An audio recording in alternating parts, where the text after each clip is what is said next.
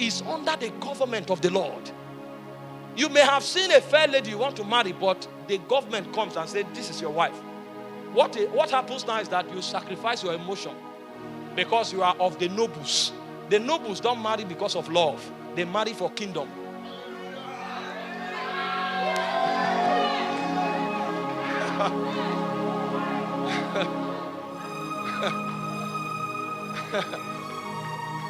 It's not given to man that walketh to order his steps. So even when the whole idea looks correct, there's a way that seemeth right unto a man. The end thereof is death. Death not necessarily because your life will end, but death because you'll be separated from God. There will be no witness for it in Zion. And if you know that, you can't step out until every step we should take was already written before we were born. The hardest thing to do is to live. But earthly creatures think life is breath. They don't know that life is actually the statement of the will of God. I'm talking like this because most of us are young people.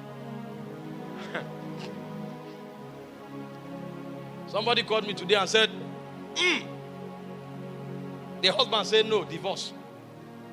And the wife said, can you imagine? I said, well, as much as I know, when you enter marriage, it's a cage. You have no choice again.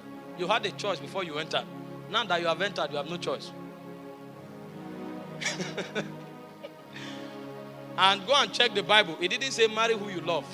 You are only commanded to love who you marry.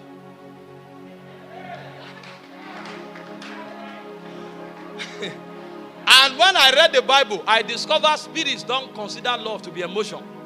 They consider love to be sacrifice. So for the woman, love is submission. For the man, love is sacrifice. So the feeling may not be there again, but it's called marriage. And in marriage, you have no choice. It's taken away. So go back. I said the problem of marriage is one, is flesh. And the cure of marriage is supply of the Spirit. So the Bible said, be not drunk with wine, wherein is excess, but be filled with the Spirit. Speaking to yourself in psalms, in hymns, in spiritual songs, making melody in your heart to the Lord. When you are now full of the Spirit, he now says, submit yourself one to another. Because he knows that flesh will not allow you to submit yourself. So he says, first, be full of the Spirit. When you are full of the Spirit, it's easy to submit as a wife. And when you are full of the Spirit, it's easy to sacrifice as the man. If you are not, there will be crisis.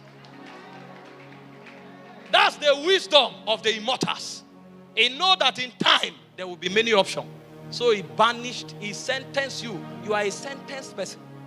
That's why you cannot live your life except as God speaks. The wisdom